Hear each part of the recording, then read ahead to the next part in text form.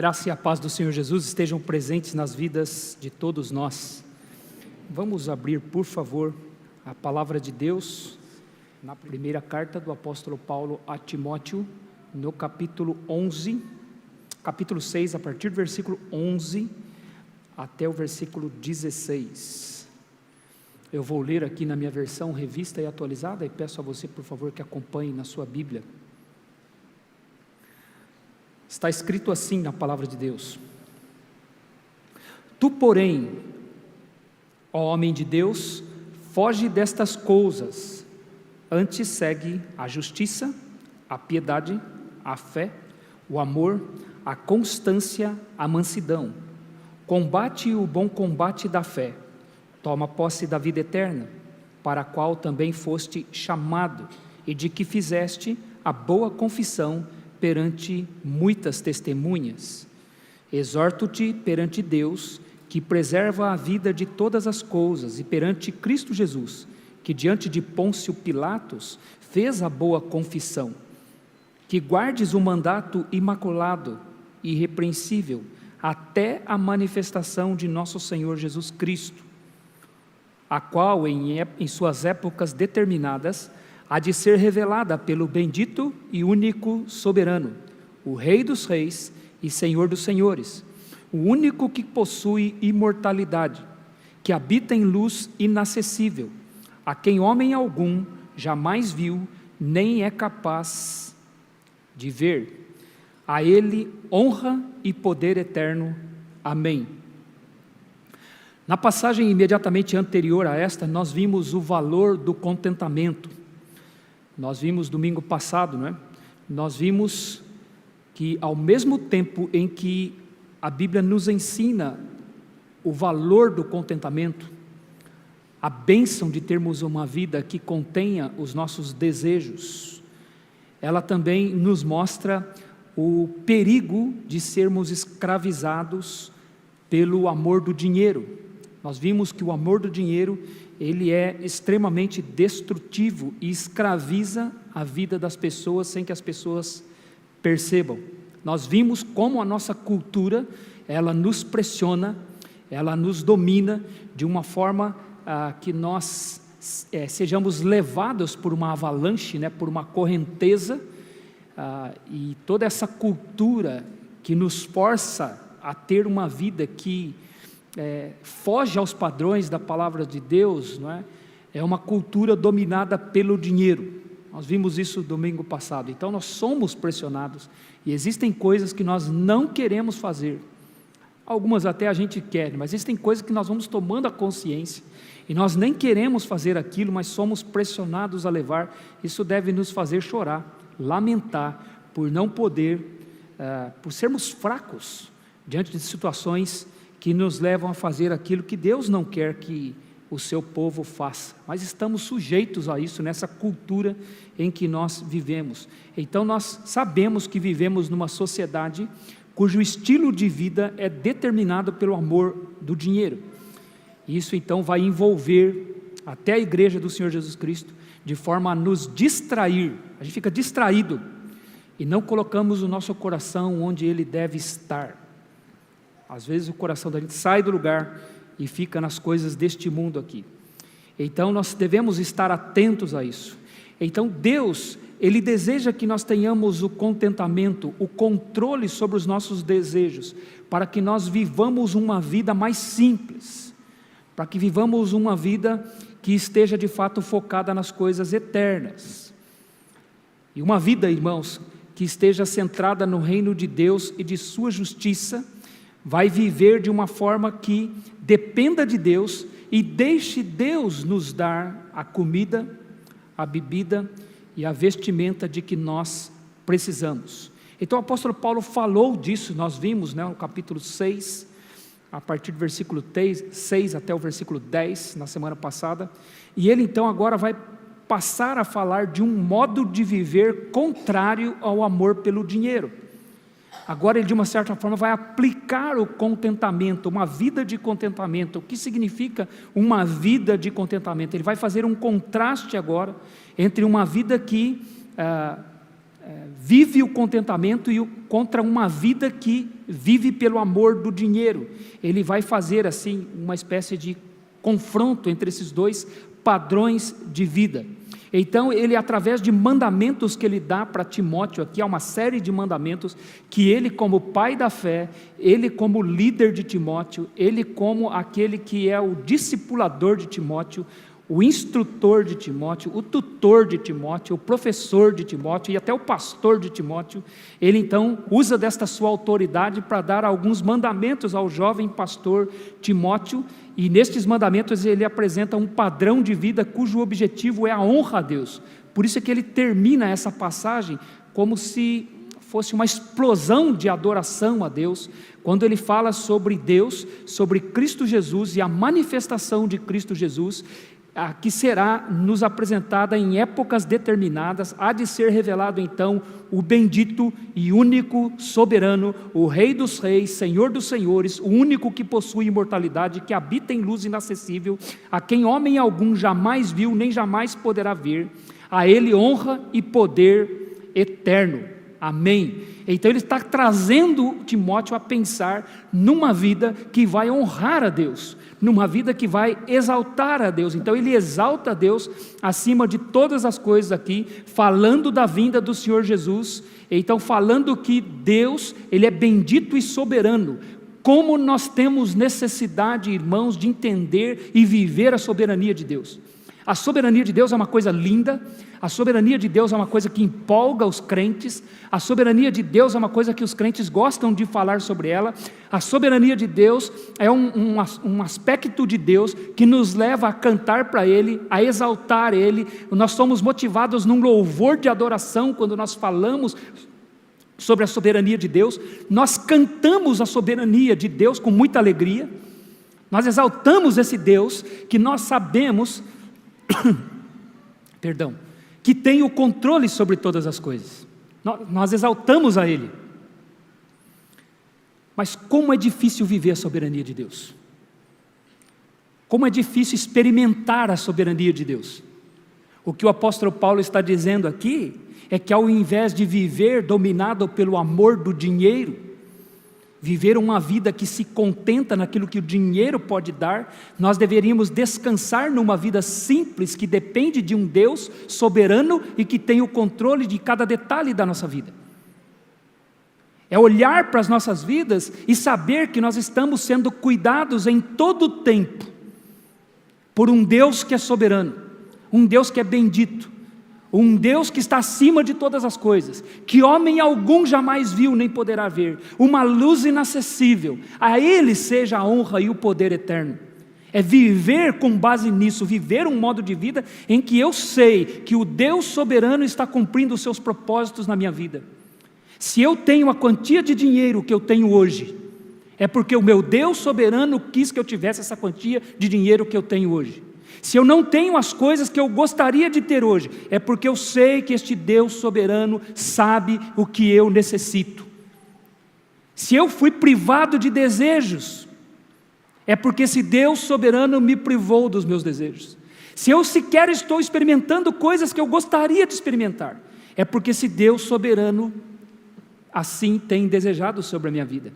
Se eu olho para a vida do meu irmão, ele está sendo abençoado, Deus tem dado coisas para ele que não tem dado para mim. Isso não deve me fazer mal, porque o meu Deus soberano quer abençoar aquele irmão.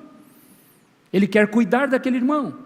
Então viver a honra de Deus, viver a soberania de Deus, é muito mais difícil do que cantar a soberania de Deus, do que exaltar. Soberano és, incomparável. É muito fácil cantar. Não que nós não devamos cantar, mas irmãos, viver a soberania de Deus é um desafio para todo crente. É um desafio para nós viver uma vida que de fato honre a Deus. Então o desejo de Paulo para Timóteo aqui é a glória de Deus, é dar honra e poder a Deus, é servir a Deus de fato. Então ele está aqui falando isso para Timóteo, como o próprio Senhor Jesus já havia dito, né? Não podemos servir a Deus e servir as riquezas. Ou haveremos de amar a um e aborrecermos-nos do outro. O fato é que não podemos servir os dois ao mesmo tempo. E Paulo está dizendo, Timóteo, você viu o perigo do amor ao dinheiro, Você viu o benefício do contentamento? Você viu o mal que faz correr atrás do dinheiro?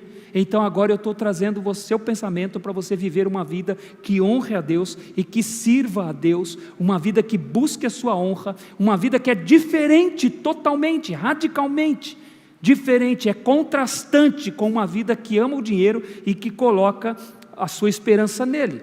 Então nós vimos por que o contentamento é de grande valor. Nós vimos que o contentamento ele é importante aprender a ter o contentamento porque ele é verdadeira riqueza. Nós vimos que o contentamento é importante porque ele faz com que nós nos preocupemos com coisas eternas. Nada temos trazido para este mundo, nem coisa alguma poderemos levar dele. O contentamento é importante porque ele nos protege das angústias que o amor ao dinheiro nos provoca. Hoje de manhã na nossa aula nós refletimos sobre isso. Muitas vezes nós crentes temos angústias pelas coisas erradas, sofremos pelas coisas erradas e não sofremos pelas coisas certas. Sofremos pelas coisas erradas porque nós amamos esse mundo aqui, amamos as coisas deste mundo, e aí temos angústias. Quantas angústias o amor ao dinheiro traz, e é o que ele falou para Timóteo. Então o contentamento nos protege destas angústias causadas pelo pecado, numa vida sem sentido, uma vida com dívidas muitas vezes. Uma vida cheia de pendências financeiras que roubam o nosso sono, roubam o nosso conforto. E é interessante, irmãos, ainda que a Bíblia diga que alguém que tem dinheiro não tem paz, a gente não acredita, a gente quer ter dinheiro. Eclesiastes vai dizer que uma pessoa que tem muito dinheiro, ele fica sem dormir porque ele fica com medo de perder seu dinheiro. Agora, quem não tem, irmãos, ou quem tem contentamento, põe a cabeça no travesseiro e dorme, porque ele sabe que o Deus soberano está cuidando dele. Ele descansa. E a Bíblia diz que é vaidade querer ter muito dinheiro. Irmãos, não significa errado ter dinheiro, não é pecado ter dinheiro. Se Deus quiser dar, Ele dá, é dele, tudo é dele, nós vimos isso domingo passado. Então o contentamento nos protege das angústias, e o contentamento protege a nossa fé. Então Paulo vai falar agora por uma vida dirigida a Deus. Não ao contrário de uma vida então dominada pela avareza, que ele disse que é idolatria. Nós somos salvos por Cristo Jesus. Sua morte na cruz foi causada pela ira de Deus, e a ira de Deus causou a morte do seu Filho para que nós estivéssemos livres dessa ira. Deus não derramou sua ira sobre nós, Ele a derramou sobre seu Filho para que nós nos arrependêssemos, crescemos e fomos salvos. Então a nossa vida agora, até a volta de Cristo, tem que lutar contra a natureza terrena. Agora até a volta de Cristo nós temos que lutar contra nós mesmos. E uma das razões para que nós tenhamos isso, para que nós tenhamos esta luta, irmãos, é a certeza da volta do Senhor Jesus Cristo. Então nós temos que lutar contra isso. E até a volta do Senhor Jesus Cristo nós estamos imbuídos nesta luta, para deixar o amor das coisas desta vida e viver a vida que busca a honra e a glória de Deus. Por isso em Colossenses capítulo 3, versículo 5, que foi citado domingo passado, eu repito: fazei, pois, morrer a vossa natureza terrena, que é a prostituição, a impureza, a paixão lasciva, o desejo maligno e a avareza, que é idolatria. Então a avareza não me permite buscar a honra do Deus soberano, não me permite buscar a glória do Deus soberano, porque a avareza me consome, a avareza é uma idolatria. Então o que o apóstolo Paulo está falando neste versículo de Colossenses capítulo 3, versículo 5? Fazei, pois, morrer a vossa natureza terrena, que é prostituição, impureza, paixão lasciva, desejo maligno e a avareza, que é a idolatria. Está falando para crente, irmãos. Está falando para você. Está falando para mim. Que eu tenho que fazer morrer essa minha natureza terrena. Literalmente ele está dizendo: mortificai o vosso corpo. Fazer morrer a natureza terrena, irmãos, é fazer morrer esse corpo. É mortificar esse corpo. Esse corpo no qual a salvação habita. É por isso que a salvação está aqui, neste corpo, sua salvação está aí, neste corpo, que o apóstolo Paulo chama deste tabernáculo que está se corrompendo. A sua salvação está aí no seu corpo. A minha salvação está aqui no meu, mas esse corpo é inaproveitável na eternidade. Então Deus está matando este corpo aqui. Ele está matando o seu corpo, e quando o Senhor Jesus vier, se você já tiver sido enterrado, Ele vai te dar um novo corpo na sua ressurreição. Mas se você ainda estiver vivo, imediatamente Ele vai trocar o seu corpo. Esse corpo Ele vai tirar de você e vai te dar um novo corpo, incorruptível, um novo corpo que não vai ser destruído. Então quando Ele diz lá, fazei morrer a vossa natureza terrena, Ele está dizendo, mate o seu corpo. Pastor, Ele estaria dizendo para eu cometer um suicídio? Não, Ele está dizendo para você não gratificar os desejos da sua carne, para você não atender os desejos do seu corpo. Nós temos que lutar o tempo todo contra os desejos. E veja que aquilo que ele cita, prostituição, impureza, paixão lasciva, são coisas que se demonstram no nosso corpo. São coisas que se apresentam neste corpo aqui. É o desejo de gratificar este corpo, de dar prazer a este corpo a qualquer custo, sem santidade. Então é gratificar o corpo. Quando ele diz prostituição, impureza, paixão lasciva, é o desejo de gratificar o corpo sem a santidade do casamento, como foi determinado por Deus. Então eu sinto o desejo de trazer prazer para este corpo, e eu tenho que lutar contra isso. Essas expressões, prostituição, impureza, paixão lasciva, referem-se a atos sexuais que trazem prazer para o corpo fora do casamento. Então ele diz, faça morrer esses desejos do seu corpo. E depois ele diz, desejo maligno e avareza, são pecados que envolvem nossos desejos por aquilo que Deus não nos deu. Desejar aquilo que Deus não me deu, é o desejo pela luxúria, pelas coisas que o dinheiro proporciona. Então o nosso pecado, a nossa batalha é para não gratificar os desejos do corpo, tanto sexuais, quanto pelo que o dinheiro pode proporcionar para ele. Você percebe, quando a gente quer férias, o que a gente quer dar férias? Para o nosso corpo. Como eu queria levar esse corpo para passear um pouco. Não é verdade? Quando a gente quer dar prazer, nós queremos dar prazer para quem? Para este corpo. Quando eu quero comer para dar prazer para quem? Para este corpo. Quando eu quero comprar alguma coisa, para que este corpo tenha prazer. Por isso ele diz, fazei, pois, morrer a vossa natureza terrena. Nós desejamos gratificar este corpo, mas este corpo tem que morrer. Ele é corrompido. A salvação habita nele, mas não vai habitar para sempre nele. Não vai ser assim. Então nós estamos numa luta constante entre servir a Deus ou servir este corpo. E o dinheiro, ele nos seduz para servirmos este corpo. Então Paulo fala aqui a Timóteo, foge dessas coisas. Foge, Timóteo. É o que ele diz no versículo 11. Ele diz, tu porém, ó homem de Deus. Uma expressão, irmãos, essa expressão, homem de Deus, ela é uma expressão rara no Novo Testamento. Na verdade ela só vai aparecer 2 vezes. Ela vai aparecer aqui, referindo-se a Timóteo, e vai aparecer em 2 Timóteo capítulo 3, versículo 17, no versículo 16 ele diz, porque toda a escritura é inspirada por Deus e útil para o ensino, para a repreensão, para a admoestação e educação na justiça, a fim de que o homem de Deus seja perfeito e perfeitamente habilitado para toda boa obra. É a 2ª vez em que aparece essa expressão, homem de Deus. A primeira vez é aqui, só vai aparecer essas 2 vezes no Novo Testamento. Mas é uma expressão peculiar, ela aparece 70 vezes no Antigo Testamento. 70 vezes é usado no Antigo Testamento essa expressão, homem de Deus.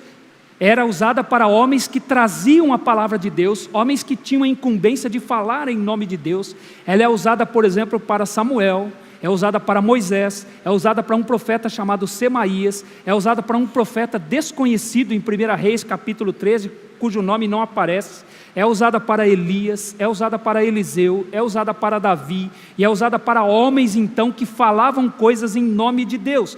E ao falar aqui de Timóteo como homem de Deus, ele diz, você tem uma responsabilidade perante a igreja de Deus, você tem uma responsabilidade de falar a palavra de Deus para a igreja dele. Timóteo, você pertence a Deus, você não pertence mais ao mundo, você não pertence mais a você mesmo, você é um homem de Deus agora, Deus tem posse sobre você, e então você se torna um modelo para o rebanho, e Timóteo deveria então conduzir toda a igreja na adoração a Deus, que ele mesmo deveria exemplificar na sua própria vida. Então, como um modelo do rebanho, Timóteo deveria agir assim. Então, aquilo que Deus pede diretamente para Timóteo aqui, ele pede indiretamente para a igreja, já que Timóteo deveria ser um modelo do rebanho.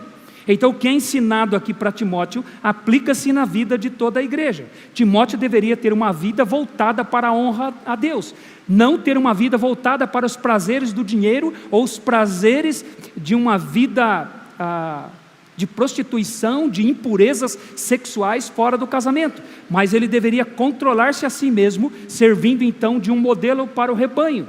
E se isso é dito para Timóteo aqui, isso significa que é dito para você, é dito para mim, para todos nós. Todos são chamados a viver desta forma aqui. Então, o que esta passagem aqui nos ensina, irmãos? O que essa passagem nos ensina é que todo crente deve viver uma vida que honre a Deus. Todo crente deve viver uma vida que honre ao Deus eterno, soberano, Rei dos reis, como ele termina dizendo aqui. Todo crente deve esforçar-se por viver uma vida assim. Agora, o que significa viver então uma vida que honre a Deus? Nós sabemos disso, né? Parece ser tão trivial, né? Mas pastor, todo crente deveria mesmo viver uma vida que honre a Deus. Todo crente deveria viver uma vida que glorifique a Deus. Parece ser uma coisa tão trivial, mas o que significa viver uma vida que honra a Deus?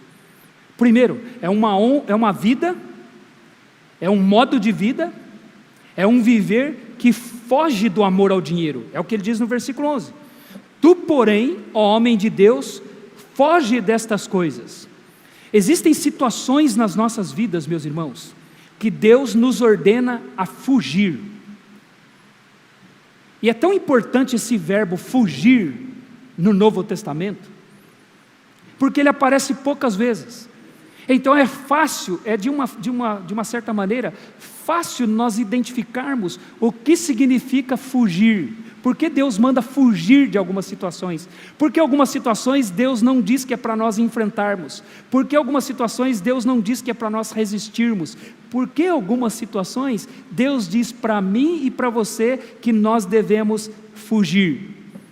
Nós podemos aprender o que significa, quais as situações das quais nós podemos fugir, porque elas são destruidoras, e nós devemos sair correndo delas, e não tentar administrá-las, ou tentar lidar com elas. Apenas a Bíblia diz, fuja, e algumas situações nós devemos fugir. Então esse verbo ele vai aparecer em 4 passagens no Novo Testamento, e 2 vezes se trata de uma mesma situação da qual nós devemos fugir. Então, destas 4 vezes em que aparece esse verbo fugir, a Bíblia está nos dizendo que existem 3 coisas das quais eu devo fugir. 3 coisas. A primeira vez que aparece em 1 Coríntios capítulo 6, versículo 18. Vai dizer, fugir, pois, da impureza, que é, fuja dos pecados sexuais. Sai correndo deles. Não tente lidar com eles, não tente administrá-los. Ele está tratando deste tipo de impureza em 1 Coríntios capítulo 6. Ele diz que eu não devo gratificar o meu corpo, entregando o meu corpo a um relacionamento sexual que não esteja dentro da santidade do casamento, como foi proposto por Deus. E ele diz, fuja da impureza, sai correndo, não tente lidar com isso, fuja dos pecados sexuais. Então é o primeiro mandamento para eu fugir. E nós sabemos que os pecados sexuais são destrutivos. Nós vivemos numa sociedade que está indo de mal a pior e muito direcionado pela impureza sexual. A impureza nos filmes, a impureza nos comerciais de televisão, a impureza nas novelas, a impureza nos livros, a impureza na internet, a impureza em toda parte, a impureza nos outdoors, a impureza nos comerciais, na internet. A impureza para toda parte. O que nós vemos são famílias sendo destruídas, o que nós vemos são casamentos sendo deteriorados, o que nós vemos são pessoas sendo escravizadas, homens viciados em sexo, homens viciados em pornografia por causa da impureza. E a Bíblia diz, foge disso, não tente administrar isso, porque você é fraco para lidar com isso. É a primeira vez que ela usa então este verbo, fuja. A segunda vez é em 2 Timóteo, ou a segunda vez que eu quero mencionar, em 2 Timóteo capítulo 2, versículo 22, o apóstolo Paulo diz: fuja das paixões da juventude. E ali, ainda que fala de paixão, de desejos da juventude, não está se referindo a desejos sexuais. Ele está dizendo para Timóteo que alguns homens queriam ficar discutindo teologia, alguns homens queriam ficar falando sobre assuntos falsos mestres, queriam ensinar assuntos que não confrontavam, queriam falar de assuntos que não comprometem a fé, que não comprometem sua vida. Então aqueles homens queriam ficar falando de genealogias sem fim, queriam ficar falando de filosofias, queriam ficar falando de coisas teóricas que não comprometem você. Queria ficar falando como são os anjos, como que os anjos caíram, quando que o diabo caiu. Queriam ficar falando sobre coisas, onde está o céu, onde está o inferno. Essas coisas teóricas que não comprometem você. E é interessante que os jovens gostam desse tipo de discussão. Pergunte, faça uma enquete entre os jovens. Que assunto você gostaria de estudar nas reuniões de jovens? Dificilmente você vai lá: eu quero aprender como eu posso amar mais a Deus. Eu quero aprender como eu posso obedecer melhor os meus pais. Eu quero aprender como eu posso lidar com os meus sentimentos, para que eu não me apaixone pela pessoa errada. Jovens têm paixões por debates, que não trazem benefício da fé. Timóteo era jovem, então Paulo fala para Timóteo: foge destas coisas. Foge das paixões da juventude. Não queira ficar gastando tempo com essas pessoas cuja linguagem deles corrói como câncer. Veja, o sexo é destrutivo. Discussões, irmãos, de teologia que não promovem confronto, que não promovem reflexão, que não promovem a santidade, são tão destrutivas quanto o sexo fora do casamento.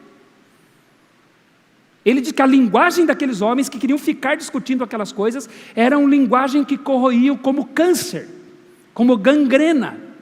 Então ele diz: foge das paixões da mocidade, foge disso. E a outra vez em que vai aparecer este verbo, este mandamento, fugir, é em 1 Coríntios capítulo 10, no versículo 14. E lá Paulo usa o mesmo sentido em que ele está usando aqui. Aqui, quando ele diz foge destas coisas, ele diz fuja do amor ao dinheiro, que é a idolatria. E lá em 1 Coríntios capítulo 10, versículo 14, está escrito: portanto, fugir da idolatria. É o mesmo sentido. E aí eu quero refletir um pouco lá, você não precisa abrir, mas refletir um pouco para a gente poder entender por que a Bíblia diz para eu fugir da idolatria, que é o amor ao dinheiro, que é citado em 1 Coríntios capítulo 10. A idolatria lá em 1 Coríntios capítulo 10 não é a idolatria religiosa, não é a idolatria da qual nós acusamos aqueles que não andam conosco, não têm a nossa fé, mas confiam em imagens de escultura. Nós chamamos eles de idólatras. Aqui, quando a Bíblia fala de idolatria, nem sempre ela está falando desse tipo de coisa. É o caso de 1 Coríntios capítulo 10. O exemplo que Paulo dá em 1 Coríntios capítulo 10 é o exemplo do povo de Israel, o comportamento do povo de Israel no Antigo Testamento. E qual foi o pecado de idolatria de Israel no Antigo Testamento? Por que a nação de Israel foi idólatra no Antigo Testamento? Por que o apóstolo Paulo usa como exemplo a nação de Israel e diz: fugir, pois, da idolatria? Por que ele usa como exemplo? Irmãos, o povo de Israel no Antigo Testamento estava sendo sustentado por Deus. Deus tirou aquele povo do Egito e prometeu cuidar dele todos os dias. Deus diz: vocês confiam em mim e eu vou sustentar vocês. Eu vou cuidar das necessidades de vocês. E o que aconteceu com o povo de Israel? Deus diz: não vai faltar o pão para vocês, porque eu vou dar o pão todo dia. Não vai faltar água para vocês, porque mesmo que vocês estiverem num lugar onde não haja rio, onde não haja poço, eu tiro água da pedra e dou água para vocês. Então eu vou dar a comida, vou dar a bebida para vocês. E Deus prometeu: e a vestimenta de vocês não vai gastar. Eu vou preservar a vestimenta de vocês. Irmãos, isso não é contentamento? Tendo vós o que comer e o que vestir, estejais vós contentes. Então Deus prometeu isso para Israel. A mesma coisa que está sendo tratado aqui em 1 Timóteo capítulo 6. Tendo vós o que comer e o que vestir, estejais vós contentes. E Deus prometeu isso para o povo de Israel. Então vocês saiam e eu vou cuidar de vocês.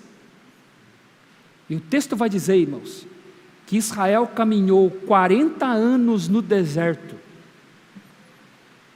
E a sandália não gastou. As roupas não envelheceram.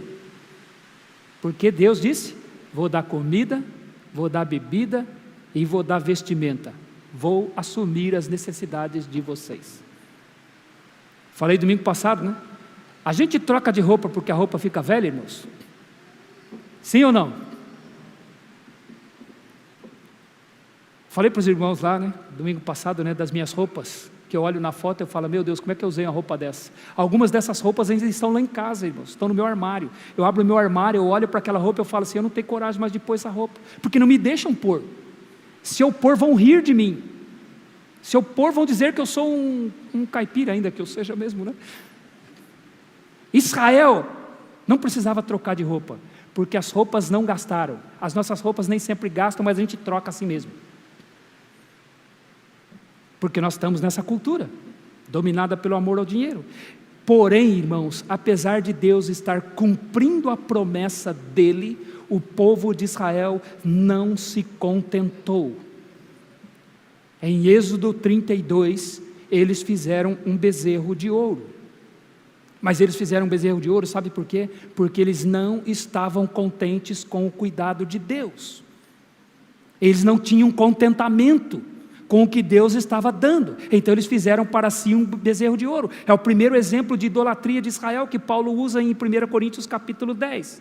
Eles começaram a se envolver com as mulheres moabitas, cometendo atos de imoralidade sexual, quando eles estavam na região de Sitim, e a ira do Senhor se acendeu sobre eles, e Deus matou 23 mil israelitas num único dia, porque eles não se contentaram com o Senhor, e começaram a se envolver com mulheres moabitas.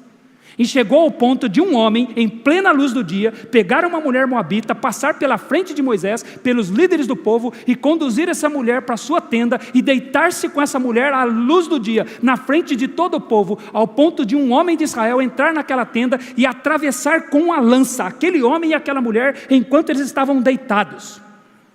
E uma mesma lança matou os dois, de uma vez só. E a ira do Senhor cessou de sobre Israel, porque eles não tinham contentamento com o Senhor, com aquilo que o Senhor tinha prometido, e começaram a se envolver com outras mulheres. É o segundo exemplo que Paulo usa da idolatria de Israel em 1 Coríntios capítulo 10. Isso está escrito lá em Números capítulo 25.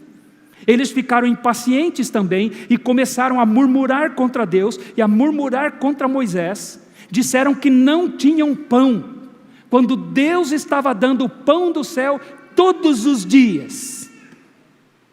Deus estava cumprindo a promessa dele, de sustentá-los, e estava dando todos os dias, mas eles não se contentaram com aquilo, começaram a murmurar contra Deus, começaram a murmurar contra Moisés. Irmãos, veja o caso, eles disseram diante de Deus, nós estamos enjoados deste pão que o Senhor está nos dando. Quantas vezes nós agimos assim?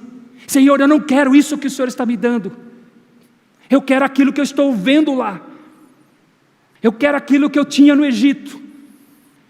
Eu quero comer o que eu comia no Egito. Eu não quero, eu estou enjoado desse pão que o Senhor está me dando. Foi o que eles disseram em Números capítulo 21. Não tinham contentamento com o sustento do Senhor. E quantas vezes o que Deus dá para a gente faz assim, não é, irmãos? Eu quero mais, Senhor. Eu não quero isso. Tem uma outra passagem, irmãos, que eles dizem, o Senhor só nos tem nos dado esse maná, desdenhando do sustento do Senhor.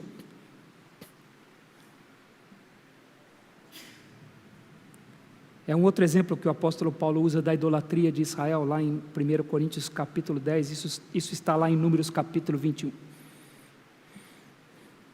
Em outro momento, os filhos de Coré, era uma família de Israel, se levanta contra Moisés, contra Arão e dizendo só vocês que querem liderar o povo, nós também podemos liderar, nós também queremos liderar esse povo. Por que você acha que Deus só fala com este povo através de você? Nós também temos o mesmo direito. Aí Moisés falou, vocês voltem amanhã e nós vamos ver quem Deus escolheu. Se vocês morrerem de velhice, ou morrerem de alguma causa que os outros homens morrem, então vocês são iguais a nós. Mas se vocês morrerem de um jeito inaudito, um jeito incomum, então significa que Deus não escolheu vocês para liderar o povo. E aí no dia seguinte eles vieram e o Senhor falou assim, afasta deles aí. Aí Moisés se afastou, o povo se afastou, a terra abriu, engoliu todos eles e aí a terra se fechou. Irmãos, isso é um jeito comum de morrer ou é um jeito inaudito? Quem morre assim hoje em dia, né? A terra abrir e eles caírem dentro e a terra fechar. Aí o Senhor estava dizendo, vocês não são líderes do povo, líderes são esses que eu escolhi. Então vocês têm que se contentar com isso. No dia seguinte, um povo foi reclamar. Tá vendo? Morreu gente aí desse jeito, como é que pode morrer? Aí o Senhor mandou uma praga e matou 14.700 pessoas. Por causa da idolatria deles, pela falta de contentamento. E todos esses eventos são citados em 1 Coríntios capítulo 10. E então o apóstolo Paulo vai dizer, um texto que você conhece lá de 1 Coríntios capítulo 10. Aquele que pensa estar em pé, complete o versículo. Esse tem na Bíblia, viu, irmãos? Aquele que pensa estar em pé, veja aqui, não caia. Não vos sobreveio tentação que não fosse humana. Porque Deus é fiel e não permitirá que sejais tentados além das vossas forças. Pelo contrário, junto com a tentação vos proverá o livramento, de maneira que a possais suportar. E aí então ele completa dizendo... Portanto, meus amados irmãos, fugi da idolatria. Fujam da idolatria. Então, o que Paulo estava dizendo para Timóteo aqui, quando ele diz, tu, porém, ó homem de Deus, foge destas coisas. Ele está dizendo, foge das coisas que são destrutivas. Foge. Foge do amor ao dinheiro. Não se aproxima dessas coisas. Foge do sexo fora do casamento, não se aproxime dessas coisas. Foge das discussões sem fins, das discussões de genealogia, das discussões de filosofia. Foge destas coisas, porque estas 3 coisas são muito destrutivas, e são destas coisas que a Bíblia diz que eu e você devemos fugir, dos debates teológicos sem fim que não trazem qualquer benefício. É por isso que eu não gosto, irmãos, de ficar debatendo teologia. Eu já disse para os irmãos, eu fui muito assim quando eu era jovem. Muito assim, eu gostava de um debate, como eu gostava de discutir coisas. Mas não trazem benefício algum. Foge dessas coisas. Foge dos pecados sexuais que destrói famílias, destrói vidas, destrói até igrejas. E foge do dinheiro, que afasta as pessoas da fé, escraviza as pessoas deixando-as em dívida, afoga as pessoas na ruína e na perdição. Por isso é que há um mandamento aqui na Bíblia. Então você percebe, quando a Bíblia diz que é para fugir, são poucas as coisas das quais nós devemos fugir. Apenas 3. 3 coisas que a Bíblia diz, não enfrente, não tente administrar, não permita que o dinheiro domine a sua vida. Fuja disso. Agora, irmão, sabe o que eu me preocupo? Quando a nossa vida começa a ficar muito sofisticada, isso nos afasta das coisas que realmente importam.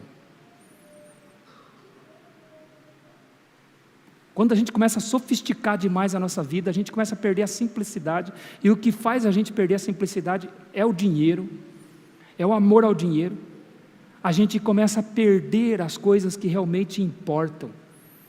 Por isso que a Bíblia diz, foge destas coisas, foge. Eu temo, irmãos, que a gente fique elitizado. Estava conversando com alguns irmãos outro dia. Eu fujo dessa elitização. Às vezes eu começo a ensinar a palavra de Deus, né? Começamos a pregar e a falar essas coisas, e pessoas começam a me convidar para ir no congresso tal, no congresso daqui, no congresso de lá, e as pessoas, poxa, você foi convidado para ir no congresso tal, eu falo assim, eu quero fugir dessas coisas. Às vezes a gente vai para atender uma necessidade, divulgar a palavra de Deus, mas eu tenho medo dessa elitização, eu tenho medo da gente ficar escravizado por uma elite evangélica, e perder a simplicidade das coisas. Por isso que Paulo diz para Timóteo que foge destas coisas. Não tente lidar com elas, porque elas vão te seduzir, vão te dominar. Eu fui pregar num determinado lugar outro dia, alguém me perguntou assim, quantos membros tinha a nossa igreja? Quantos membros tem a nossa igreja? Eu nem sei direito quantos membros a gente tem, viu, irmãos? A gente tem 200 e pouco, quase 300. Eu falei, a gente tem uns 270, 280 membros, eu não sei exatamente quanto. Aí sabe qual foi a pergunta? Quantos destes são dizimistas? Eu falei, eu não sei.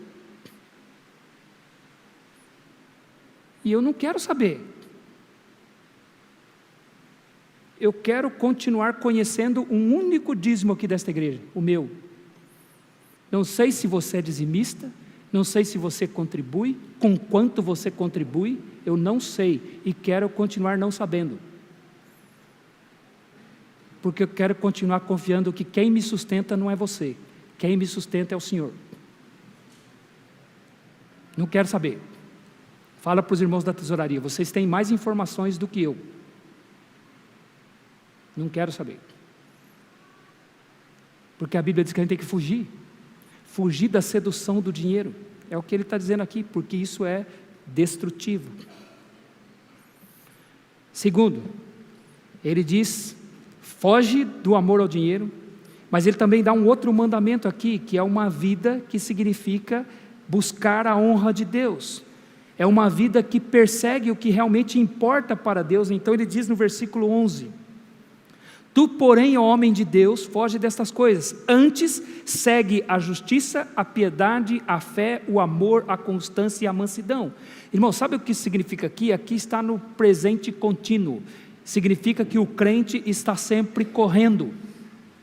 Um crente maduro está, num certo sentido, sempre correndo. Ele está fugindo da idolatria e imediatamente perseguindo as coisas que realmente importam para Deus. Então, ao fugir da idolatria do dinheiro, do amor do dinheiro, automaticamente ele está perseguindo as coisas que realmente importam para Deus. Então ele segue numa direção, ele tem um modo de vida em que ele está sempre fugindo do amor ao dinheiro, deixando o amor ao dinheiro para trás e perseguindo as coisas com as quais Deus se importa. Significa que ele está sempre correndo. Então imagine a situação, de um lado está o amor do dinheiro e do outro lado estão estas coisas que Paulo cita aqui. E você está correndo entre essas duas coisas.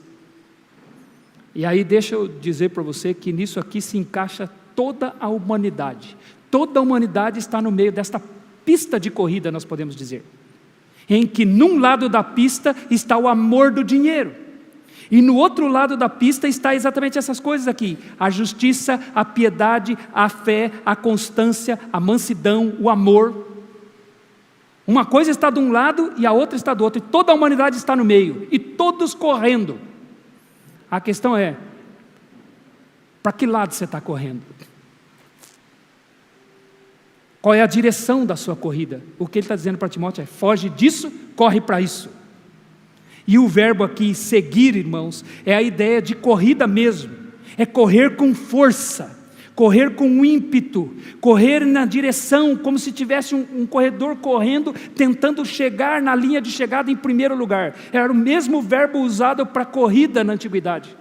E é correr com ímpeto, e o seu desejo é chegar o mais rápido possível nestas coisas aqui, que são a justiça, a piedade, a fé, o amor, a constância e a mansidão. Deus está dizendo que no mesmo tempo que você foge de uma, você está se aproximando da outra. E o que são estas coisas? As coisas que realmente importam para Deus. Então, um padrão de vida que está de acordo com o caráter de Deus, é um padrão de vida que busca a justiça. Jesus disse, bem-aventurados os que têm fome e sede de justiça, porque serão fartos. Mateus capítulo 5, versículo 6.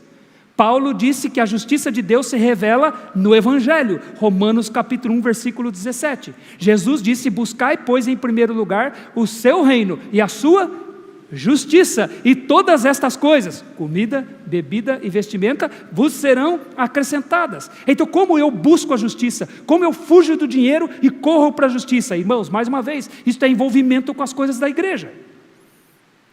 Deus dá a você uma forma de você se envolver com o reino dEle, envolver-se com as coisas dEle, coisas que trarão bênçãos para os outros. Isso é buscar o reino de Deus, fazer coisas que você sabe que o primeiro beneficiado não será você, mas será outra pessoa. Na sexta-feira à tarde eu estava aqui estudando, irmãos. Eu fico estudando aqui, tem essa porta de vidro aqui, né? Então eu fico vendo quem que está passando por aqui limpando a igreja. Que delícia, irmãos. A equipe de limpeza. Homens, mulheres que vêm aqui na sexta-feira. Sexta-feira era a equipe do Júlio. E eles vêm aqui e começam a lavar isso aqui, começam a limpar isso aqui, limpar esses vidros, limpam aquela casa onde as crianças vão se reunir, lavam os banheiros, limpam cozinha, limpam esse quintal, e eu fico vendo, essas pessoas estão fazendo coisas que outras pessoas serão abençoadas. Essas pessoas estão investindo o seu tempo no reino de Deus. Essas pessoas não estão fazendo coisas que só elas serão beneficiadas, pensando em si mesmas. Essas pessoas de fato estão pensando no outro. Essas pessoas estão buscando a justiça de Deus, o reino de Deus em primeiro lugar. Na verdade, nós deveríamos ter uma competição aqui na igreja para ver quem ia vir aqui limpar. Porque é o que ele diz aqui: persiga estas coisas, corra em direção a elas, tenha fome e sede de justiça, vá em direção a estas coisas. Você vê quantas oportunidades Deus nos dá. Eu posso me envolver com a reunião dos homens. Quinta-feira nós temos reunião de homens na casa do Nelsinho. E na casa do Nelsinho é sempre um problema, porque muitos homens vão, porque eles sabem que lá sempre é gostoso, sempre é muito bom. O Nelsinho é muito generoso, a Kéia é muito generosa. E quando a gente chega lá, eles não nos contentam em servir pouca comida. Então nessa quinta-feira nós não vamos levar como medida, tá bom?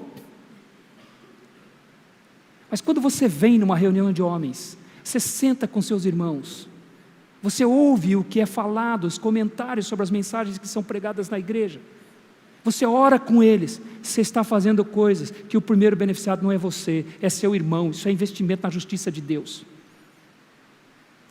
é investir tempo nas coisas de Deus, é perseguir a justiça. Irmãos, alguém disse que nós temos hoje uma igreja evangélica de consumidores, pessoas que vêm para um culto e sentam-se para consumir o que lhes é oferecido, e voltam para casa cheios, e continuam vivendo suas vidas centradas em si mesmas. Deus quer que eu persiga a justiça, fuja do amor ao dinheiro, corre para a justiça, vá correndo, busque coisas. Terça-feira tem a MCA à tarde aqui, também não vai servir como parâmetro, porque é aniversário da Patrícia, minha esposa. E quando tem aniversários assim, eu sei que é bastante cheio. Mas quando você vem para a MCA, você senta-se com as suas irmãs, você ora com elas, você tem a oportunidade de conhecê-las, de se envolver com a vida delas e fazer coisas de fato que são realmente produtivas. Coisas de fato que contribuam para a vida delas, que as fortaleça, que as encoraja na igreja. Buscar a justiça de Deus, irmãos, significa parar de só querer coisas com as quais nós podemos ganhar, mas fazer coisas que os outros ganham, que os outros se beneficiam. Não vamos pensar só em nós mesmos. Eu sei que você está preocupado, pastor, tem bastante coisa para falar nesse texto aí, o tempo está passando, irmãos, eu não vou conseguir terminar hoje. Fica tranquilo. Mas ele diz que eu devo fugir do amor ao dinheiro e devo buscar a justiça, devo buscar a piedade. O que é piedade, irmãos? A piedade é uma vida que busca a glória de Deus. A glória de Deus se dá quando nós somos agradecidos a Ele por seus cuidados. A glória de Deus se dá quando nós perdemos e o reino dEle ganha.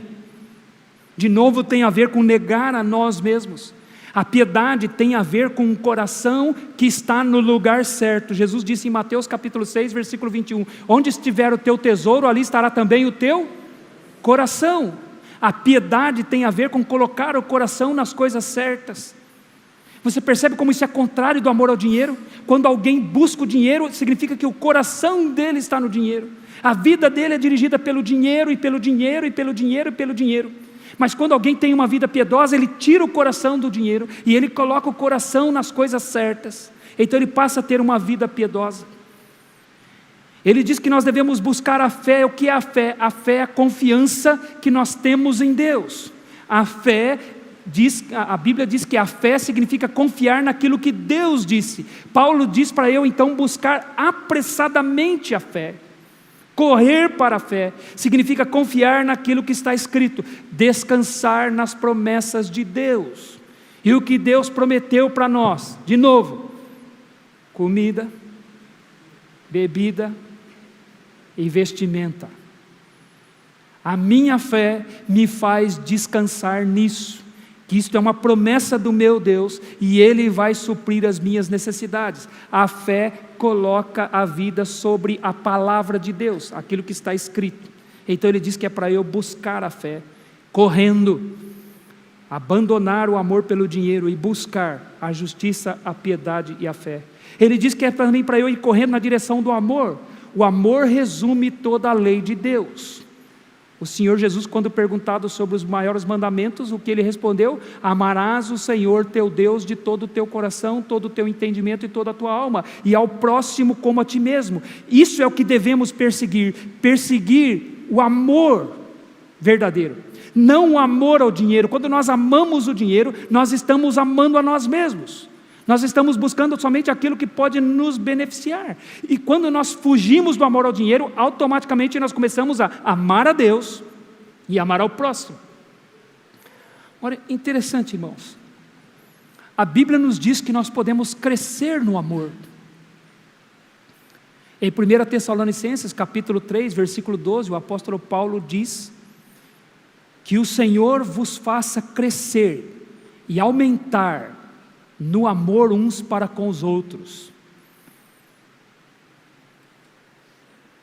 Eu tenho falado para os irmãos, que uma crise que eu tenho visto são os motivos de oração dos crentes. Como os crentes oram? Os pedidos de oração dos crentes muitas vezes são pedidos voltados para si mesmos. Por isso Tiago capítulo 1 vai dizer: pedis e não recebeis, porque pedis mal, para gastardes nos vossos próprios prazeres. Agora, um dos grandes motivos de oração que nós temos para pedir a Deus é que Ele aumente o nosso amor, uns para com os outros. Quantas vezes nós oramos por isso? Senhor, aumenta o meu amor pelos meus irmãos, aumenta o meu amor pelo Senhor, aumenta o meu amor pelo Teu reino. Ele diz que é para eu perseguir o amor velozmente. Nós reconhecemos, irmãos, que temos deficiências no amor, mas nós podemos crescer muito mais nisso, orando por isso, pedindo a Deus que nós cresçamos no amor, como está escrito em 1 Tessalonicenses capítulo 3, versículo 12. Aliás, são algumas coisas que nós podemos pedir para Deus aumentar. Nós podemos pedir para Deus aumentar a nossa fé, nós podemos pedir para Deus aumentar o nosso amor, e não preciso pedir para Deus aumentar meu dinheiro, não preciso. Então ele diz que nós devemos perseguir o amor. Ele diz mais, nós devemos perseguir a constância. O que é constância? Constância é o mesmo que perseverança. Em algumas versões, paciência. Então ele diz que eu devo perseguir a paciência, perseguir a perseverança. Como nós ouvimos hoje de manhã, a perseverança é a capacidade de continuar crendo em Deus, mesmo quando tudo dá errado. Isso tem a ver com lealdade a Deus. É alguém que não se desvia, mesmo diante das maiores provações. Esta mesma palavra é usada para Jesus em Hebreus capítulo 12, versículo 2, dizendo que Jesus, Ele suportou a cruz. Ele perseverou mesmo na cruz. Então é uma palavra, irmãos, que significa que nós devemos ser constantes, perseverantes, pacientes, quando nós estamos em situações difíceis. Então o que ele diz? Fuja do dinheiro. Mas sem dinheiro talvez eu passe por situações difíceis, então você seja perseverante. Foge destas coisas e persiga aquelas. Deus diz que devemos nos preocupar em sermos perseverantes. E aí ele diz mais, aí a última palavra que ele cita, é mansidão. O que é mansidão? Mansidão é a capacidade de ser Você quer ser manso? Responda. Você deseja ser manso? Sim ou não? Jesus disse: vinde a mim, todos vós que estáis cansados e sobrecarregados, e eu vos aliviarei. Tomai sobre vós o meu jugo e aprendei de mim, porque eu sou manso e humilde de coração. Você quer ser manso? Sim. Ele diz que eu devo perseguir a mansidão. E o que é a mansidão? A mansidão é a capacidade de ser levado para o matadouro sem abrir a boca. Você sabe o que é ser manso? É nunca murmurar, nunca se queixar, nunca. É ser levado para o matadouro como ovelha que não abre a sua boca. É não tentar revidar quando alguém faz um mal para você. Não se vingar. Não falar dessa pessoa pelas costas. Aqui está o amor ao dinheiro.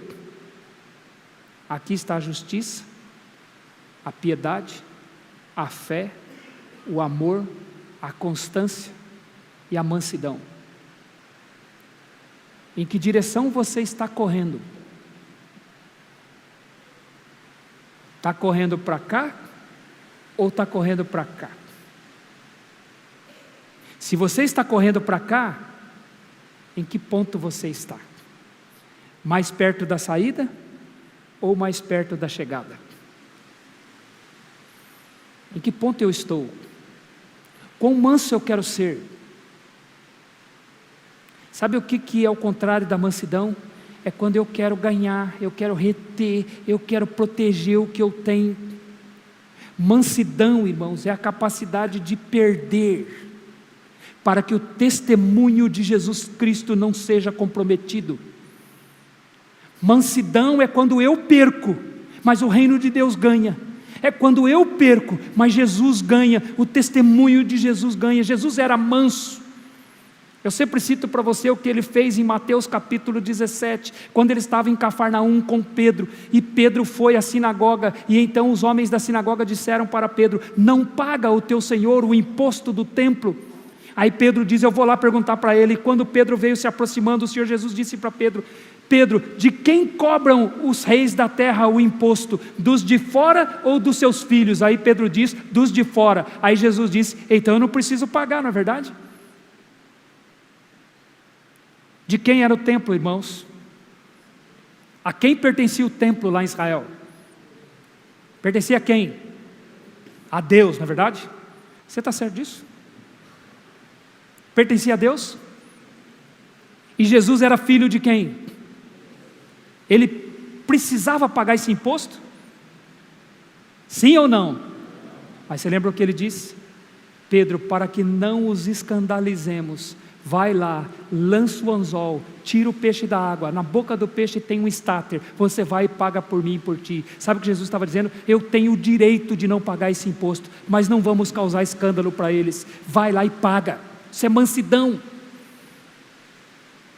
Isso é ser manso. Por isso que ele disse: aprendei de mim, porque eu sou manso e humilde de coração. Sabe quando nós não somos mansos? Quando nós não queremos perder. Eu brigo, eu exijo, eu quero ganhar, eu não quero perder. Por isso que Jesus disse também: bem-aventurados os mansos, porque eles herdarão a terra. O Salmo 37 diz: os mansos herdarão a terra e se deleitarão na abundância de paz. Então nós devemos buscar a mansidão com toda a pressa, buscar a mansidão. Agora, ser manso é muito difícil, porque para você ser manso você precisa morrer, você precisa matar a si mesmo. Nós não somos mansos, irmãos, muitas vezes. Sabe por que muitas vezes você não é manso? Sabe por que muitas vezes eu não sou manso? Eu não sou manso, você não é manso, porque muitas vezes nós esquecemos do que ele escreveu aí nos versículos 15 e 16. Falando da vinda do Senhor Jesus Cristo, ele diz: a qual em suas épocas determinadas há de ser revelada pelo bendito e único, o que está escrito aí? Você sabe por que você não é manso? Sabe por que eu não sou manso? Muitas vezes, porque eu acho que aquela situação em que eu estou foi causada por determinada pessoa. Porque eu acho que aquela situação tem um culpado, e eu preciso me vingar desse culpado. Eu acho que essa situação foi causada por determinada pessoa, e eu tenho que fazer essa pessoa mudar, eu tenho que fazer ela tirar essa situação de mim, porque foi causado por essa pessoa. E aí então eu não ajo como uma ovelha. Eu começo a agir como qualquer outra coisa, menos uma ovelha. Você sabe por quê? Porque eu esqueço que Deus é soberano. Se Deus é soberano, significa que você está nessa situação por decisão de quem? De alguma pessoa ou de Deus? De quem, meus irmãos? Você tem convicção disso? Você está convicto de que não cai um fio de cabelo da sua cabeça sem que o Deus soberano permita? Você está convicto que Ele não permite que caia um pardal do céu, e Ele disse: não se vendem 2 pardais por 1 asse. Sabe o que significa 1 asse? 1 asse significava a menor moeda, a de menor valor em Israel. Qual é a nossa menor moeda? Qual é a nossa menor moeda, irmãos? É como se ele estivesse dizendo: você compra 2 pardais por 1 centavo. Não dá nem para você saber o valor de um pardal, não é verdade? Nem acha uma moeda de 1 centavo. Mas é isso que ele estava dizendo: não se vendem 2 pardais por 1 asse, e não cai nenhum desses pardais do céu sem que Deus permita. Nenhum. E aí ele olhou e disse: vocês não valem muito mais do que muitos pardais?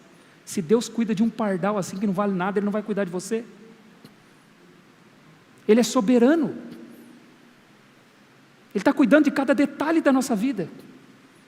Mas acontecem coisas que a gente fica com raiva, irado, magoado com pessoas, querendo se vingar de pessoas, e não corremos para a mansidão. Nós precisamos de mansidão. Fuja do amor ao dinheiro. Corra para aquilo que realmente importa para Deus. Corra para a justiça. Corra para a piedade. Corra para o amor. Corra para a fé. Corra para a perseverança.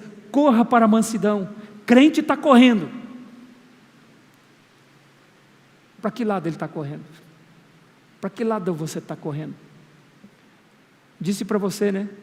É fácil cantar a soberania de Deus, não é fácil? É fácil louvar ao Deus soberano, não é fácil com as nossas músicas? Mas o quão fácil é para você honrar o Deus soberano com o seu modo de viver?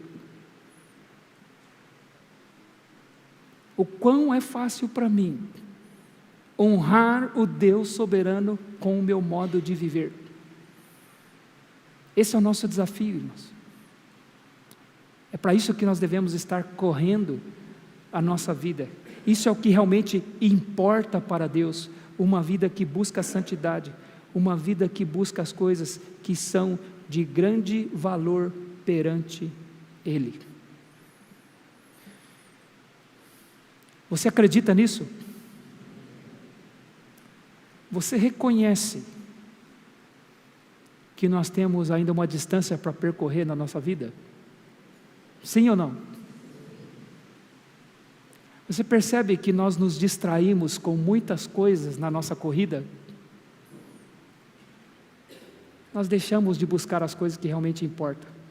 E Deus quer, por isso Ele diz aqui: tu, porém, ó homem de Deus, foge destas coisas e persiga estas: a justiça, a piedade, a fé, o amor, a constância e a mansidão.